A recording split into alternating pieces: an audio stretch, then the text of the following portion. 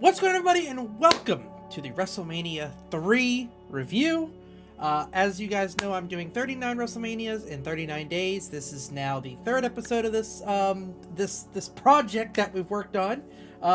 Recording it, this one a lot later than the previous two. I have gotten through Wrestlemania 15 as of now, in terms of actually watching it. I can tell you right now, the evolution of the WrestleMania and wrestling as a whole, I think I mentioned this in one of the other previous reviews. The evolution that I'm seeing in this is probably my favorite part of this project, and I definitely said it back in WrestleMania 1, that I was really excited to see the evolution that WWE, WWF, and WrestleMania in general went through. WrestleMania 3 is a beautiful example of that. It was a full arena, which is kind of what we're used to now with modern WrestleManias. All in one location, which was a massive improvement over the failure of a execution that WrestleMania 2 was. And also much more well lit. It actually felt like a big fight feel. It felt like a big event, which is not something that you see with a lot of these earlier WrestleManias.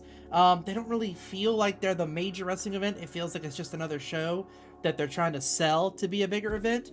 And you see that with a lot of these earlier WrestleManias where the matches kind of follow a similar run. So definitely an issue you see kind of pop up a little bit. But as you can tell, we have a fully stacked card here. Rob's notes are way over there in the corner.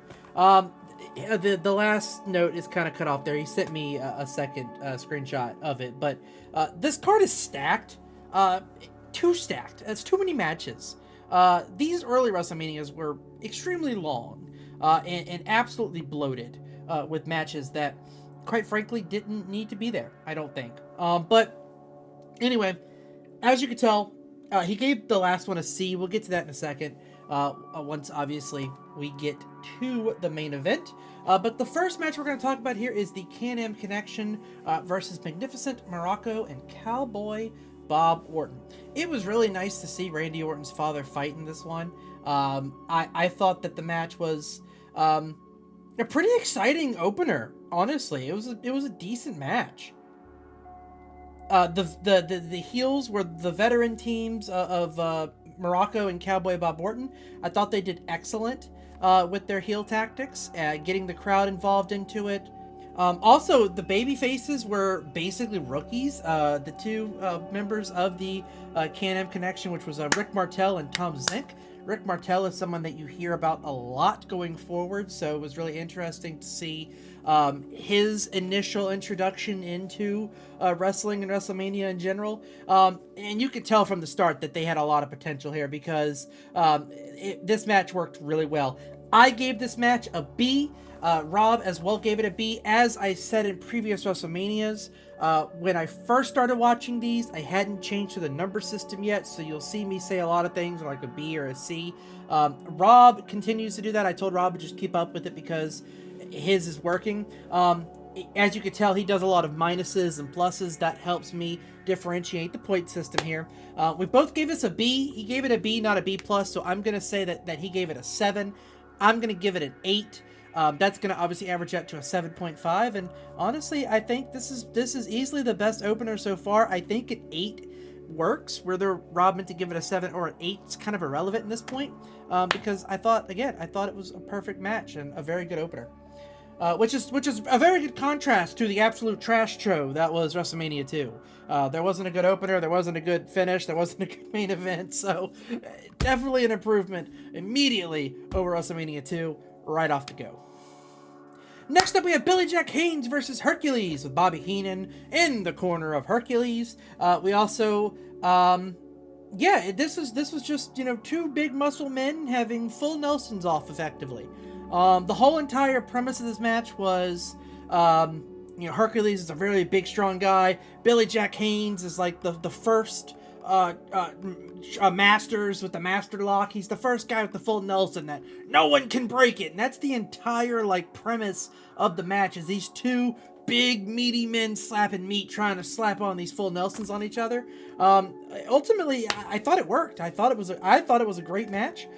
They both broke out of their respective full Nelsons, and the back and forth of the power displays was pretty entertaining. You know, at the time, you didn't have the high flyers and the flips and the acrobatics that you have with modern wrestling. Back then, you had little guys that were fast and big men, and this was two big men going at it, and they both moved well, which is interesting because I didn't know that Hercules has kind of been a very up and down guy, as you'll see as we progress through this, but he put on another banger here, and I thought it was a very interesting match here. I thought what they tried to do worked. Rob gave it a C, not a C+, so I'm going to assume that Rob gave it a 5. I gave this match a B.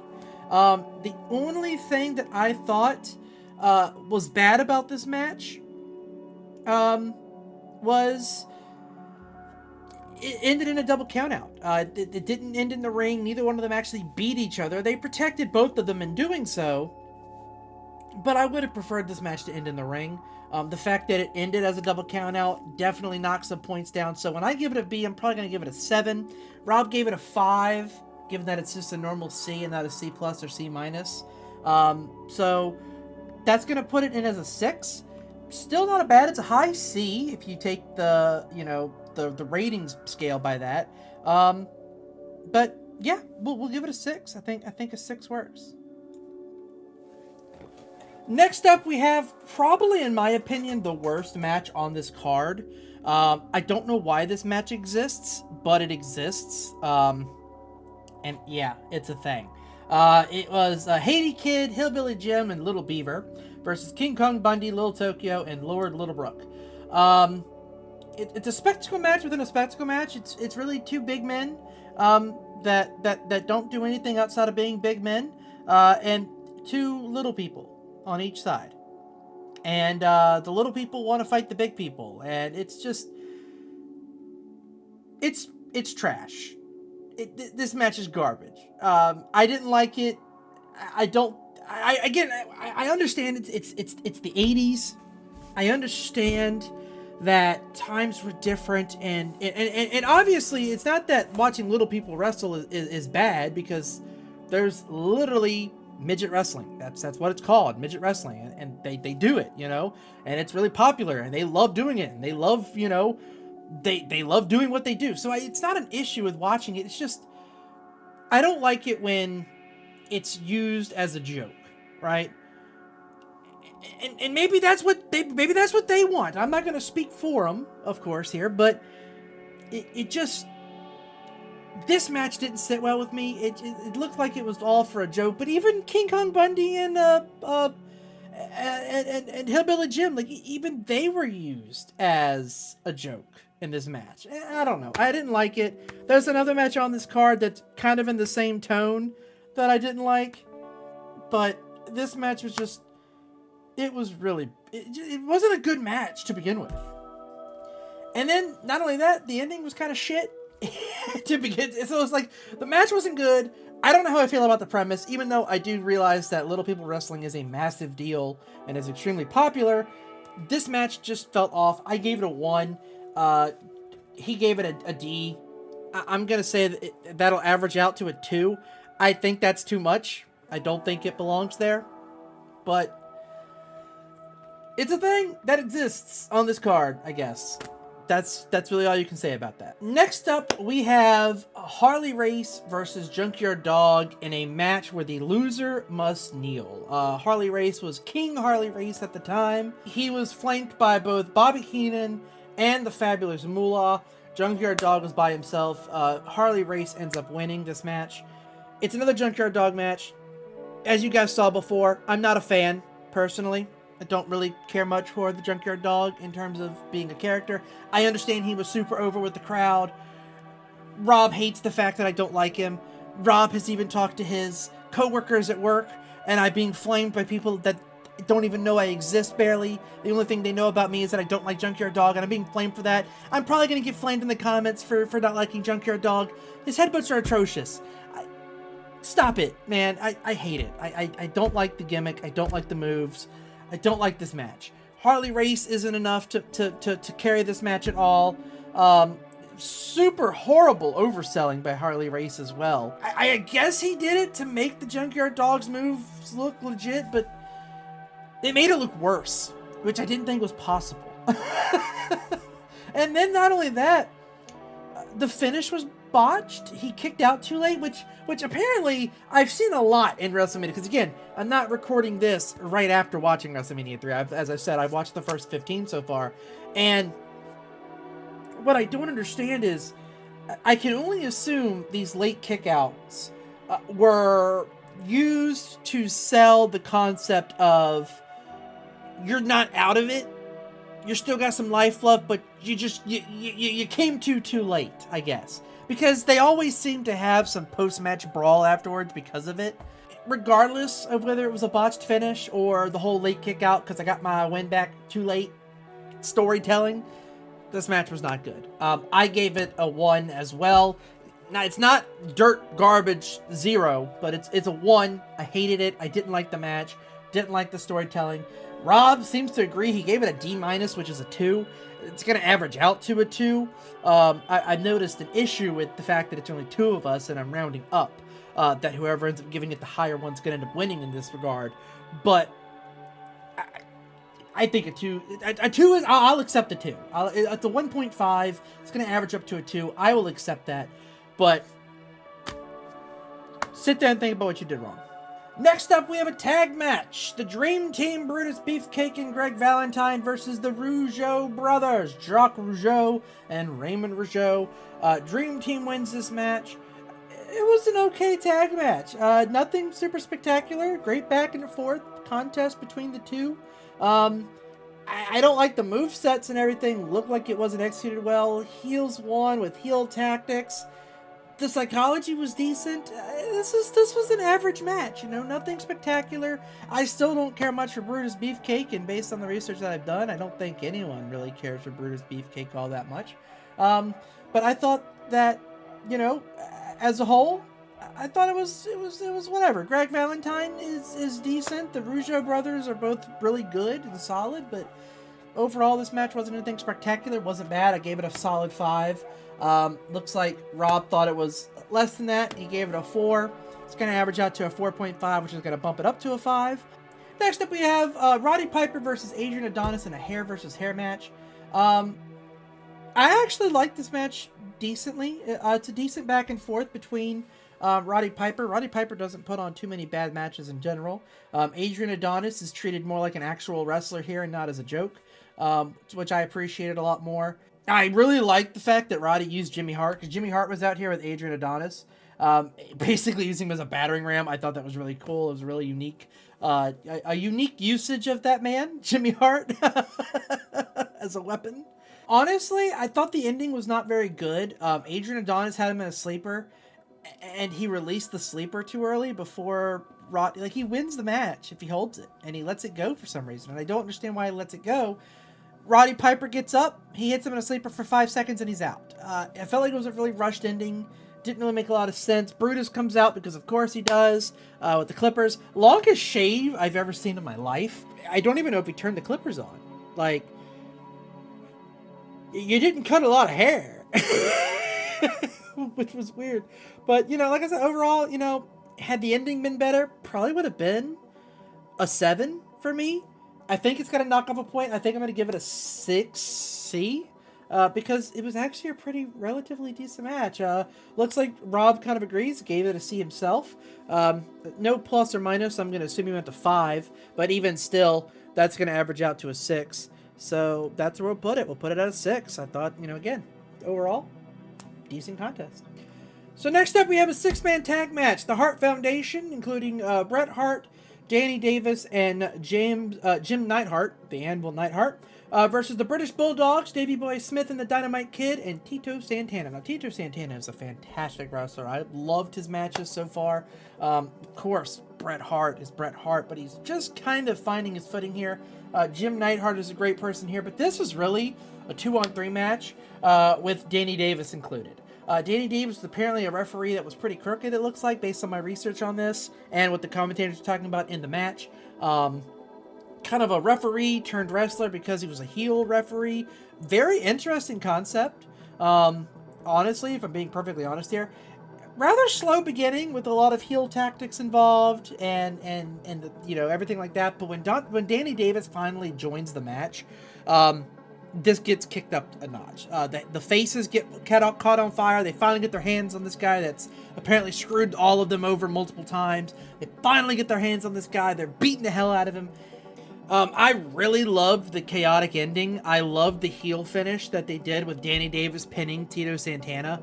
I thought it was a great storytelling match. Once again, Danny Davis getting over on the faces again. I thought it was pretty decent. Originally, I was going to give this a 5 out of 10 match just because, it was very slow, kind of drawn out beginning. I thought the second half of the match and the finish was a 6, which is nothing bad. Now, again, nothing spectacular, nothing divine, but a solid 6 for me anyway. Looks like Rob kind of agreed there, gave it a C. So I think a 6 is a very adequate point to put it at. Next up, we have Butch Reed with the manager Slick versus Coco Beware. I actually don't have a match card image for this. I couldn't find one, which is odd. I could probably quickly find one and add it very quickly, but really, truly, this match just kind of existed. Give me 1 second here. I can grab one. Kind of unsure why I have a picture of Kurt Angle with Eddie Guerrero when I type this in, or that. Don't know how that's don't know how that's related. Anyway, the match was a D. It wasn't really good. I'm not gonna go through the trouble of finding an image for that because again, I don't really need one. It's a D. This match wasn't very good. Rob gave it a C minus. So just pretend that I have an image here for 3. Next up, we have Macho Man versus Ricky the Dragon Steamboat. An absolute amazing match. But don't let me tell you. Let Rob join me and tell you about this one in this WrestleMania's match review. What's going on, everybody, and welcome to the match review here for WrestleMania 3. I thought you were about to pull up like a gang sign there for a second. I thought you were about to West Side us, and I was about to go, nope, not going to happen. The only sign I put up is this. You're no longer invited to WrestleMania 40, even though you bought my tickets. I mean, look, do you see the Macho Man? No, they can't. That's the issue. Yeah, they can't see this sign. But we are here to take a little bit of a more in-depth review of Ricky Steamboat versus Macho Man Randy Savage. Easily another match of the night. This one, another match of the night by Ricky Steamboat. Another of my personal favorite wrestler, Macho Man Randy Savage. Hence why I had Kane Photoshop my face onto his body for the entire Mania review mascot, if you will. The Macho Man is very important to me. The cream of the crop. Maybe one of my favorite parts of this entire review series has been the fact that we've been able to take a deeper dive into his career, in a sense, at least through WrestleMania, and I've personally really enjoyed it. I feel like this match really shows off what he is good at, and that is telling beautiful stories in the ring, beautiful offense, beautiful selling, really making you want to care about the match, and ultimately performing really well so long as he has a decent performer on the other side, which I think is kind of every wrestler. Facts.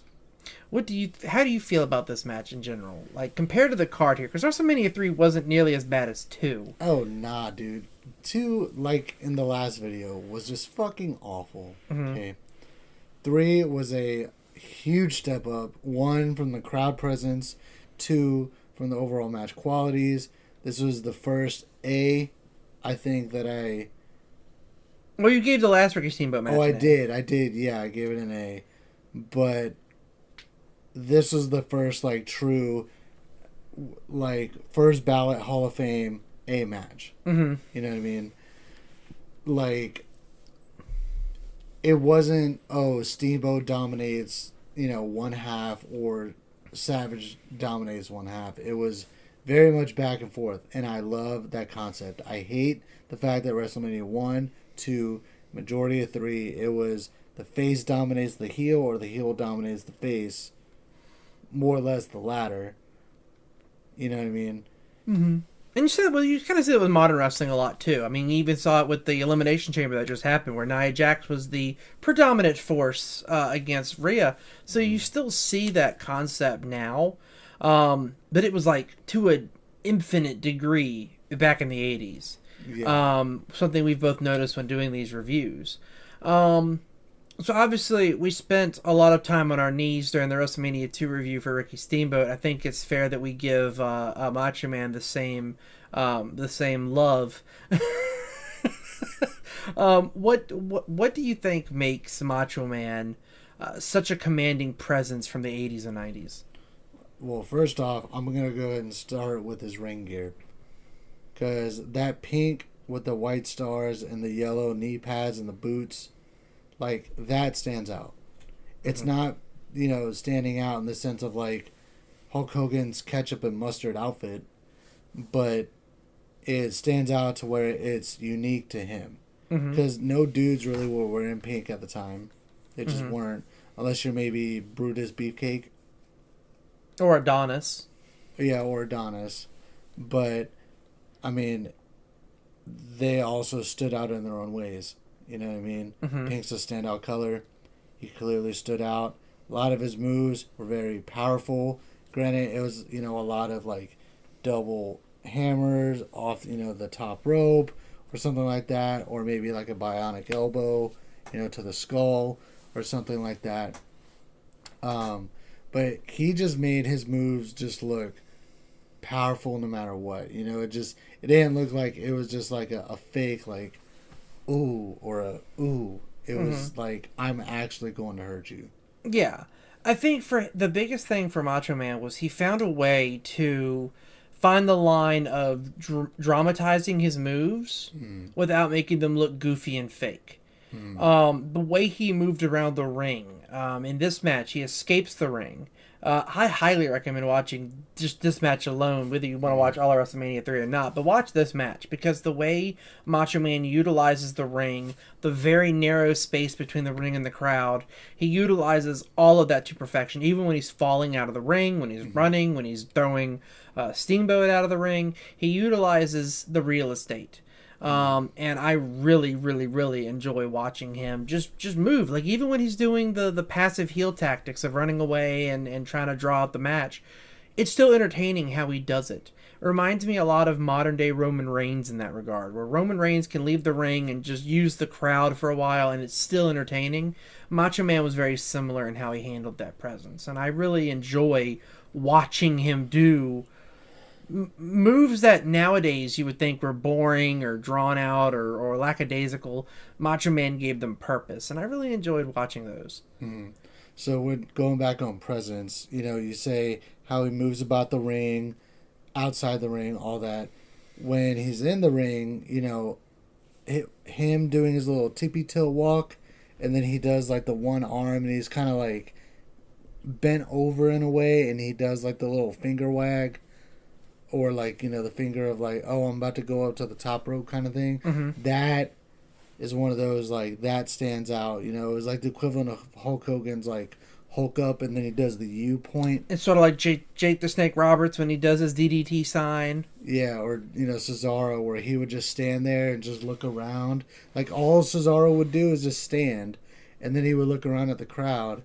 He put his sneeze, or were you yawning? I was both. Oh, okay. I was trying to fight the sneeze. I defeated it. Don't worry. You look like a little cat. You're like... Yeah, just ignore me. I defeated the sneeze. You can keep going. So, okay. So, going back to Cesaro, or Cesaro for that matter, where he would just stand there in the ring, and then you would see him just kind of like look around, and the crowd just knew that he was about to do his whole... wind him up to do his little spinorama thing, where he holds you like by your ankles, and then makes all the blood flush to my face. Yeah, I know. Like, that is the presence that Macho Man had, in comparison to Hulk Hogan, Andre the Giant, stuff like that, Ricky Steamboat, compared to the other wrestlers. You know what I mean? Yeah, that makes sense. But yeah, and also, what other wrestlers at the time were like walking around on their tippy toes? No one else. He stood out for a reason. So what do you think made this match stand out so much to us on the card, outside of being arguably two of our favorite wrestlers in this time period? Was it the fact that it was the two of our favorite wrestlers? Because, I mean, I've recently watched matches between some of my all-time favorites, and those matches weren't very good. So Right. what made this match decent to you? So, what made this match decent to me is growing up in the Attitude Era, Ruthless Aggression Era, a little bit of the PG era, and then whatever this era is considered now. I just call it the Trips era, but, you know. Yeah. Okay, The post-Vince era. Right. So, looking at this match, this would hold up better than most, Raw matches or go-home matches. Maybe even some, WrestleMania matches. Like, this would still hold up better than most today. Mm-hmm. And, I mean, yeah, do I love Randy Savage? Do I love Steamboat? Yes, 100%. But also, this was just like one of those, holy shit, this match was dope. This is going to put wrestling on the map. Mm-hmm. Even though it was technically already on the map. But, it's just going to have that much more exposure. People are going to be talking about it more. Mm-hmm. This is one of those, like I did earlier, this is one of those, you should, if you like wrestling and you haven't seen this match, you're doing yourself a disservice. Like take Lauren, for example. If she were to watch that match, she'd be like, damn, that was a good-ass match. I feel like that would hold up with today's wrestling. Because she only knows 2023 and 2024. Mm-hmm. Thank you. Yep. That makes sense. Yeah, and I completely agree. I definitely recommend this match in general. I even made a note on here when I was doing my notes when I was watching that I was so enthralled in the match that I took 0 notes during the match because I was afraid I was going to miss something. Yeah. That's how good this match is, which of course means I don't have anything in particular to write about, and since we can't actually show anything without Vince McMahon's ghost coming to haunt me, we're not really able to show any segments of the match. But I highly recommend watching this match if you have. I think it was like a 15 or 20 minute match at most. I don't even think it was that much. But if you have 15 minutes to spare, definitely look up this match. Definitely give it a watch. It's definitely the best match of an average card, I would say this one is an average card. I think, this is an average card for Mania 3. I definitely recommend giving it a watch. Yeah. Any closing remarks for this bout? Yeah, I mean, if you watch this match alone, like, WrestleMania 3 was in what, like 1985? 86? 87. Oh, 87? Okay, so that's a little different. So, 87, fast forward to, like, WrestleMania 17. That's a 14-year gap right there. WrestleMania 17 is considered, like, the best WrestleMania of all time. There's a lot of bangers on that card, right? And I still think that this match, 14 years prior, is going to keep up with WrestleMania 17. Okay. That's huge. That's a very tall order to take on. And I would love to hear your guys' thoughts if you want to leave them down in the comments below.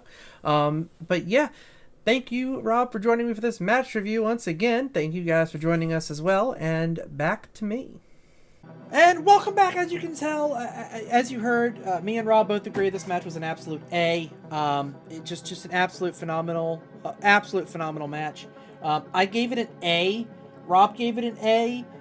I don't think it's worth of a 10 of a 10 match because I kind of want to save that for the matches that I actually give a 10 out of 10 to. But this was an absolute beauty of a match. Perfect start, perfect finish. Absolutely great. You know what? I will give it a 10. I'll move it to a 10. I think this match deserves it. I don't have any notes on here. I literally put on here, what a fucking match. Both men get everything. 0 notes. Yeah, this was a great match. I'm going to give it a 10. I don't give a shit. Say that I'm overselling it all you want. This is a great match for the time period. It's for the time period itself. Macho Man. He's my favorite for a reason. Next up, we have Honky Tonk Man versus Jake the Snake Roberts with Alice Cooper in his line. Following the last match, did absolutely nothing for this following the last match did this match no favors. It was a much slower match, not a good offense.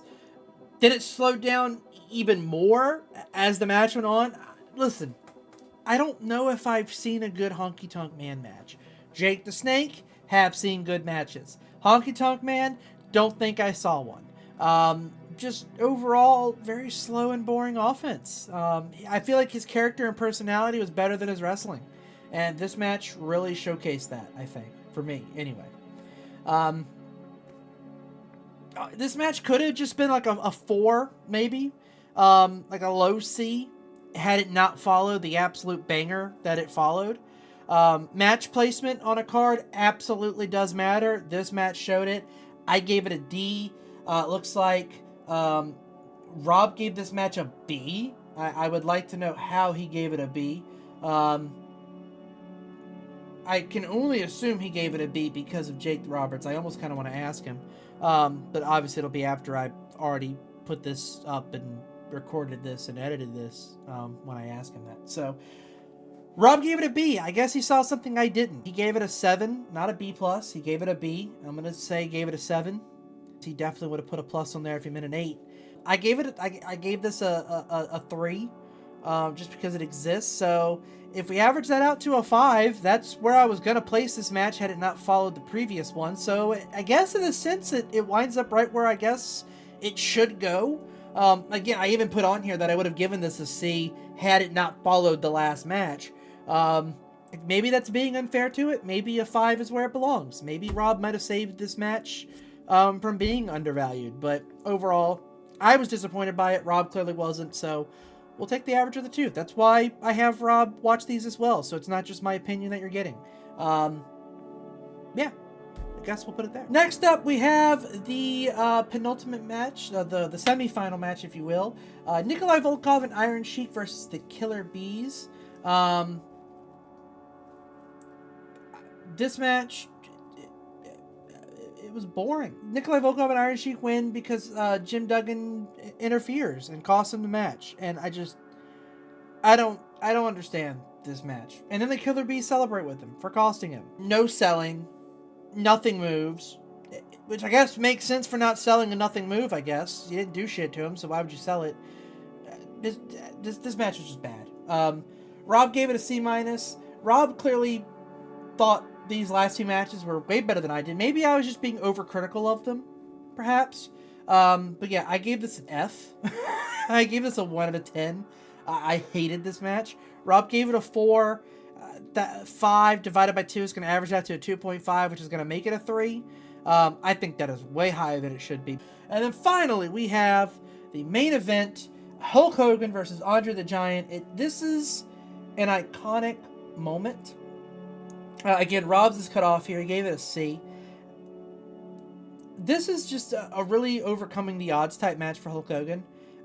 Slamming Andre the Giant, which is what, well, in kayfabe, no one had ever done it before.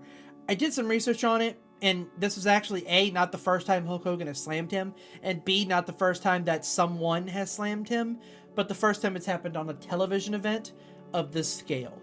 It happened at small venues or indie, like the indies before he joined WWF, but this was the first time on WWF on TV in a televised program like this where he was slammed, which was very iconic, very big for WWF, very, very big for Hogan's legacy, very big for Andre the Giant's legacy, very big for WrestleMania legacy.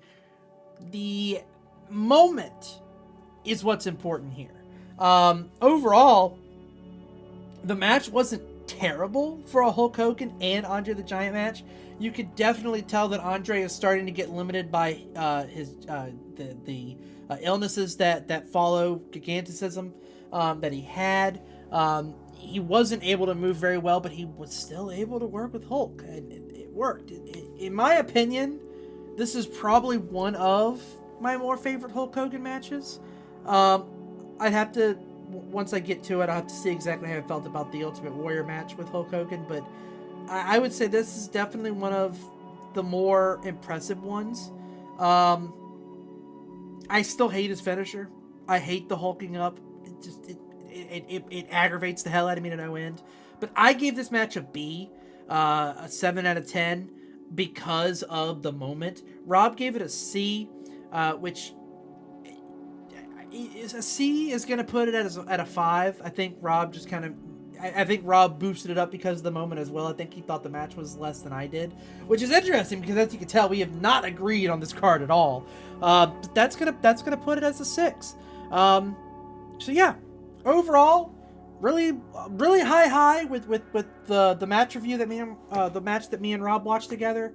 Opener was pretty decent. Outside of that, this card was relatively kind of middling, but overall, if we average all of these up here, this WrestleMania comes up to a 5.16. So if you want to average it to a 5.2, you most certainly can, because it's 6 repeating. So we'll average it up to a 5.2. Yeah, overall, decent WrestleMania. Again, nothing to necessarily write home about. But better than the last one, which, again, not a high bar. But overall, better than the last one. Definitely an improvement on the overall structure, the overall showmanship, the overall presentation of WrestleMania in general. And I think this was a good step in the line of WrestleMania. It needed a big moment. It needed iconic moments. It gave you both of those. It gave you what I would consider WrestleMania moments, which is the whole importance of the event. And yeah, I'm excited to see and be reminded on how the rest of these reviews go, both from what I'm watching currently and from what you guys are going to be seeing in these reviews. So, until then, you guys have a fantastic evening, fantastic night, fantastic morning tomorrow, and I'll see you tomorrow with WrestleMania 4. Good night, guys.